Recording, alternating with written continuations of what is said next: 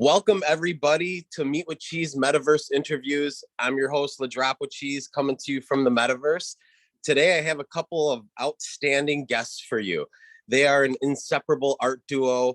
They are going to save the world through art, and they are the founders of Jams2Blues. Thank you so much for being my guest today. Thank you for having us. We're really glad to be here. And introduce yourself and tell us what you're wearing. Well, my name is James Lee. I've had that hashtag and labeled Jams2Blues, like on the guitar, since I was like 16 years old. I'm 34 now, so it's been a while.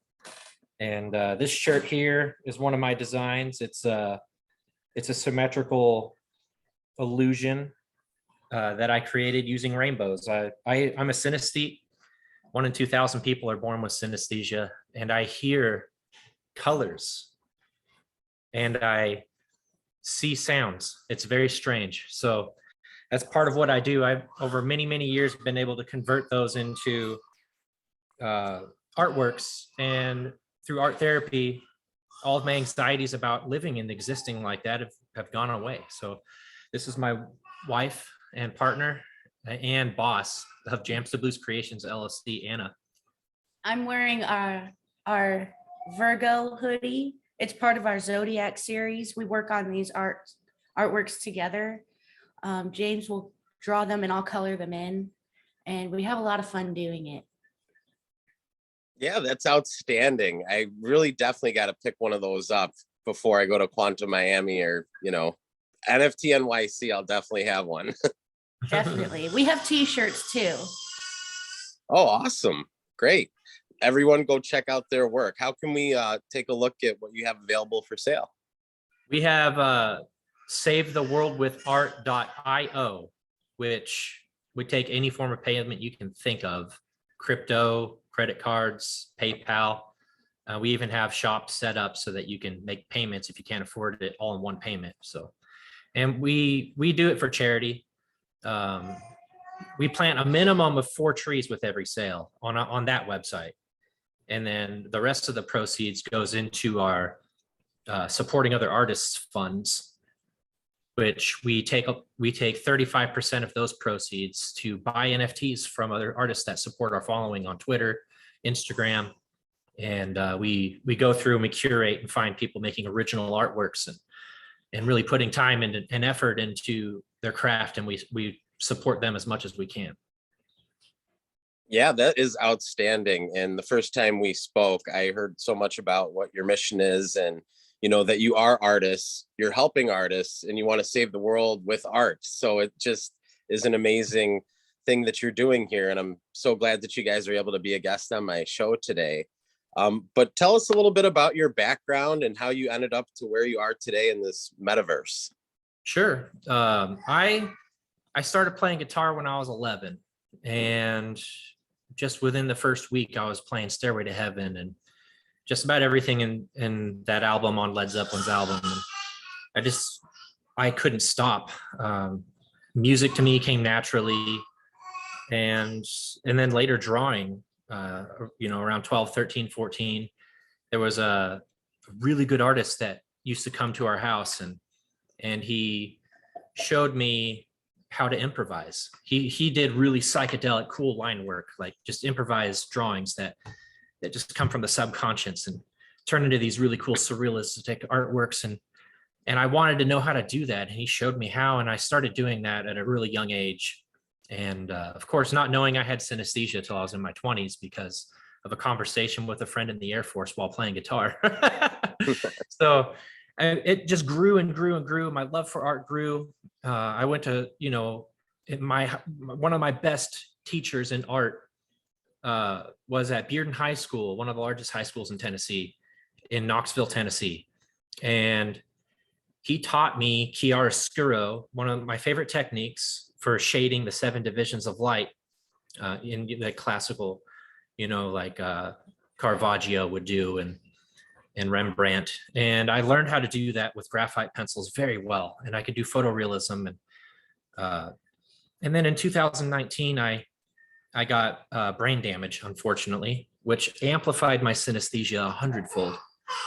And it gave me a lot of anxiety. And I started doing more of my optical artworks after that, and combining surrealism with optical art, because that's what I hear when I'm listening to music and I'm listening to people talk and cars honking. And there's just these really crazy patterns and fractals and colors that I see while listening to things. So I slowed down and I started drawing every single day. Since 2019, I've produced 3 to 5 artworks a day, a minimum. And I haven't stopped. And I've learned how to animate, and I've learned how to show people exactly what I am seeing while listening to things. And I watched this TED Talk in 2021, late 2021, around November or late October. The founder of Foundation did a TED Talk about NFTs, and it blew my mind. I absolutely loved it. You mean to tell me that everyone that built the internet, all the visuals that you see, all the animators and digital artworks and web designers that create their logos now have a chance for the first time in history to be able to get paid for what they're doing and to get credit where credit is due, right? So I jumped in on that right away, and terrified, not, I've never really been that great at talking to people, but I figured it out. And I jumped in on it, and I had some really good friends along the way that have helped me there. Amy Lewis from Project 76 and Avatar Inferno helped me quite a bit with that. And as far as learning how to market and talk and do social media networking and things. And I met Bright Light Art. Her name, she goes by Ella in the UK, very, very well known in the NFT community, got me started, and I started listening to her. And I just started following all these bright minds in the NFT space and Web3. And it got me in a whole different mindset, and got me really comfortable with building my brand and learning how to actually save the world with art. Instead of saying that I'm going to save the world with art, I started doing it. And that's just what I want to do for the rest of my life. So, of course, Anna's been here to support me the entire time. Without her, I would not be alive. When I went through that experience in 2019, unfortunately, I was in psychosis, acute psychosis, for about 1.5 years. And that's something that most people, I mean, you think about it, like, is it really possible for someone to completely lose control over the choices they make? And yes, it is. I lived through that. It is possible. But even in my absolute worst state of mind, I couldn't hurt a fly. And I've brought that into reality with me back as I come back to normalcy, and put it into my art to share with others. The peace and the love and the serenity that you can have if you truly are in love with other people and with art and with the good that you can put into this world. So that's why I'm here. Yeah, that's such an amazing story. I mean, you truly have superpowers, as I can see by some of your artwork. And yes, definitely shout out to Ella and Amy Lewis. They are definitely a force in Web3 and are here for the same mission of just trying to improve humanity through blockchain technology, which is kind of the ethos. So I'm really glad that we're all connected now. And you were telling me a really interesting NFT drop that you have coming up here soon. Can we talk about the periodic table of elements? Yeah, sure. I have been working relentlessly for the last year. I'm on Adobe After Effects most of the time. I do some work in Blender as well, completely self-taught, watching free YouTube tutorials online every single day for the last year on how to create these animations. And I've envisioned the periodic table of elements. That was my first love. High school, I wanted to be a chemist. I wanted to be a biochemist. I wanted to do something with chemistry. And I still have all those textbooks. I have enough textbooks to have a bachelor's degree in biochemistry. And I'm a nerd when it comes to that kind of thing. So I appreciate the periodic table of elements more than most, because it's one of the greatest discoveries of our existence. To be able to know what reality is physically made of, that's amazing to me.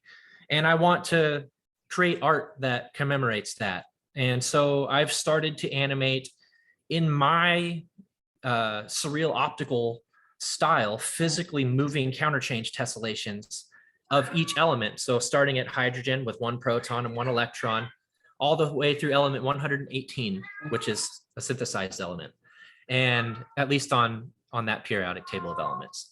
So I'm going to be creating 118 elements of the periodic table in our style that plant trees, every single element. We're going to be putting them on object on Tezos, which is a really low carbon footprint blockchain that we've both decided that we trust. And of course, every single one of those elements will plant trees. So starting at element number 1, there will be one addition. So hydrogen will be the most expensive NFT, and we will list it for 100 Tezos. And then until we get to element 118, will be 118 additions divided into 100 for that amount of Tezos. And that's how we're going to divvy out every single one of those animations. So the most simple, most fundamental element in the universe, the basically the seed of life itself, that which creates fusion reactions in the very stars that give us photosynthesis on this planet to give us be able to eat the fruits and the vegetables of this world, is the most expensive one. And the cheapest one is the most complex synthesized one, which will have 118 protons and 118 electrons just all over the place, going crazy. Of course, when you look at these, you'll see when they're done. I do have a couple of them minted already on objects, so you can take a look at them if you want. And of course, we use Jams2Blues on absolutely every handle everywhere. So we own Jams2Blues. That's JAMS, the number 2 blues, on every single social media platform and every single NFT platform out there. And we branded ourselves with that. That's what we use for everything. So we're pretty easy to find, and we hashtag it too. So you can search by hashtag Jams2Blues as well. Yeah, that's such an impressive NFT drop. You know, you hear about projects that are, oh, we have profile pictures and their artwork, and Right. This seems very kind of one note at times, but this complex periodic table of elements, even the pricing and quantity structure, I love it. I can't wait to own some of those. So everyone listening, go to Jams2Blues on Tezos. They have, or on Object Marketplace, you can see a couple samples. So when is the rest going to be released? We have quite a few to make still. I've been pumping out 3 to 5 a day. So hopefully we'll be done by the middle of February, before my birthday on February 20th. We'll do the drop. Awesome. Yes, I will help promote that when it comes out too, for sure. We really appreciate that. Another thing we both have in common, other than being trapped in the metaverse, you know, is that we're both veterans. So I just want to say thank you for your service. And, you know, what did you do? You were in the Air Force, right? Yes, I worked on the AWACS. I worked on the IBM S360 mainframe computer, the same mainframe computer used in the NASA Skylab space station. I started out as a cryptological linguist. I really couldn't quite make it through being able to finish the DLPT score high enough for listening. I mean, I could speak like a native, but I couldn't hear it for some reason. So they moved me on to computers, and I learned computer networking, and I learned network support administration and Cisco networking programming stuff. And then I went to work on the AWACS in Tinker Air Force Base. And I stayed there the entire time. I actually never got deployed. I never left the United States. I stayed here at home comfortably, you know, getting sorties out for battle sortie operations and hunting out the drug cartels and stuff like that. So. Yeah, well, thank you again for your service. It's nice. Thank you for your service, man. Yeah, it's nice to have a fellow veteran in Web3. You know, we're very few and far between in this space. We need to get more on board for sure. For sure. But you also have a whole lot of other things going on. You have a whole art gallery and spatial and a number of other things. Like what do you have your hands in and going on right now? Well, we have a J2B art gallery, which I started. Over time doing this, I realized, it makes more sense to start an LLC and have a business to be able to back up and support these connections that we're making. Because in the beginning, it was really hard to get permission from from humanitarian organizations, being an anonymous artist out there in the world. And I really don't mind people knowing who I am. So I'm going to put my real face out there and show people that I'm a real human being and that I own a registered business in Tennessee. We pay our taxes and we have reviews on Google, and we're going to get this out there. So we decided to do the LLC partnership with Anna and I, 50-50. She owns 50. She's the CEO. I'm in charge of the money. Indeed. It would be bad if I was, because I can't stop buying NFTs. But so we decided to start an art gallery to help our following and to help get them noticed, which has done tremendous things for them. And since I've been in art, and I understand art from traditional artwork and modern art all the way to contemporary art today, we can curate and select through and go through all of our NFT collections and put them in virtual galleries. So we decided to start doing a monthly art competition in the middle of last year. And this is on Twitter for our Twitter following specifically. And we would put up, a different theme and have our following vote for what the theme would be every single month. And these artists would, be able to create NFTs based on these themes like outer space and aliens, abstract alien love. And we did a theme for October as well, just spooky Halloween, really simple. And we did a theme, the last theme that we did for November. I'm having a huge brain fart right now. What was it? I think that I don't think we had like a very strict. Oh, yeah, that's right. There was no theme. That's right. Yeah. It was anything goes. That's Yeah. why I had a brain fart. We decided for the very last one of 2022 to do anything goes. And what we do is we go through every single one of these entries. And of course, we retweet and give them exposure and tell people about the art competition. And so everyone that enters automatically gets exposure from our current following. NFT collectors have gone through and they've bought NFTs from people before we've had a chance to even buy them ourselves in our art competition. And that like almost made me cry. Like, that's what I'm going for. That's what we want to happen. So NFT collectors trust our opinion on what art is good and what art is not good.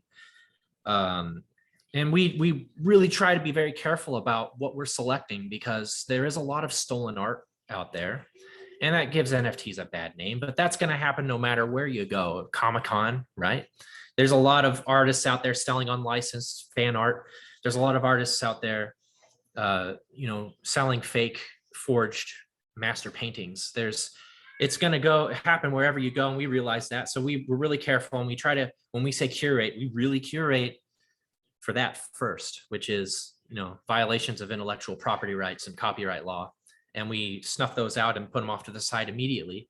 And we're not rude. We don't expose those people like right away. We'll send them a private message and say, maybe they're not aware. And you'd be surprised. So many people have no idea that what they're doing is not okay. So then they get better, and then they start producing artworks that sell.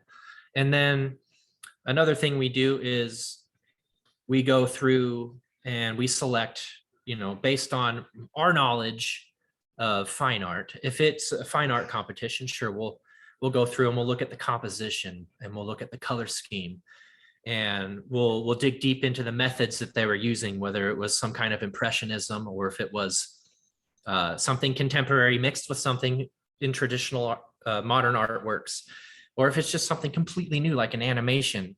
Now that I have experience for the last year every single day in animation, I can see and really understand what it takes to create a lot of these animations, and the message behind it as well, the bravado behind that creation.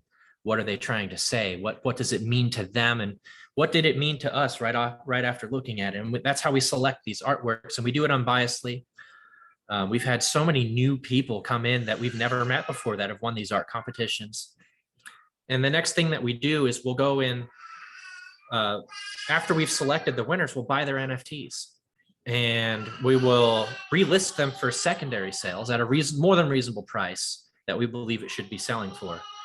And we create custom virtual art galleries. And the last few, I've actually paid voxel artists to build the galleries for us with the money that I've earned from our own NFT sales.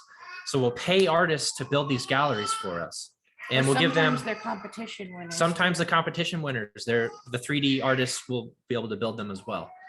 And of course, we give them lots of exposure on social media, pin posts, and we blog about it ourselves on our blog, Jams2Blues.art, where we have a growing following us there organically throughout the last year. We've had a lot of people join and subscribe to our blog, and lots of people read it, hundreds of views every week or so. So we have a certificate that we've made that's custom with our signatures on it, that we hand out to the winners. So they have an official certificate from a real registered art business that they can use in their professional portfolios as they grow as NFT artists or artists in general.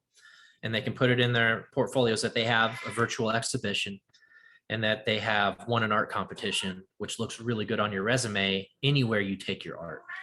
And that's basically what we'll be doing with our art competitions. We're really just in the business of like uplifting other artists. As much as we can. Yeah. Getting better at it the longer we do it, for sure. Yeah, and this is exactly why I wanted to do this interview with you, because I think everyone needs to know how much you guys are doing for the artist community, and not just trying to monetize. You're lifting everybody up. You're funding this all through yourself. You know, it's outstanding, and everyone should be a part of it and support all the artists that are part of your community and save the world through art, you know, or save the world with art. So yeah, it's been great talking to you. So tell us, how can we follow you? How can we help you? What can we do to support your mission? Well, we use the hashtag Jams2Blues, JAMS, the number 2 blues.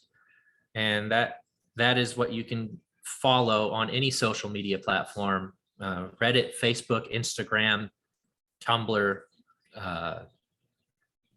just about any platform you can think of. We're on pretty much all of them. And we use that hashtag when we tag every single one of our creations and every single one of our competitions. Our art competition, we tag hashtag J2B art competition. And also our website. Yeah, our website portfolio is on Jams2Blues.art, and our like merch and like information about the charities that we donate to, and even just some information about the two of us, that'll be on SaveTheWorldWithArt.io. Awesome. And then I guess another question for you is, how many NFTs do you own currently?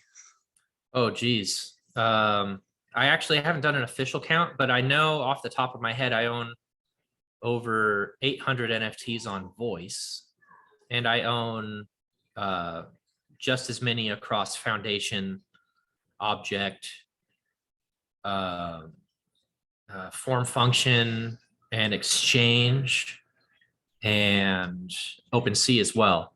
We own my second largest collection of NFTs probably on Object, and then we have quite a few on Form Function. I really like buying them on there too.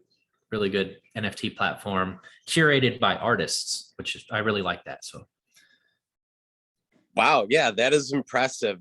It's not very often that you come across someone that's like, yeah, I own thousands of NFTs across a lot of marketplaces. And that's another thing we have in common, is I've been collecting for 2 years, and I was the guy who tried to buy the first editions of everything that came out on a new marketplace, and I'm just hodling right now. I'm not trying. And I do also love Object. You know, it's like super artist forward, you know, and they price everything reasonably versus like a Foundation where they're one of ones. So yeah, Object's a great marketplace, and I'm really looking forward to your periodic table of elements coming out before your February 20th birthday. It's been great speaking to you, and I see that we are going to be working together in the future. I will push your mission as far as I can. Thank you, sir. Thank you. All right, I'm just going to stop this recording.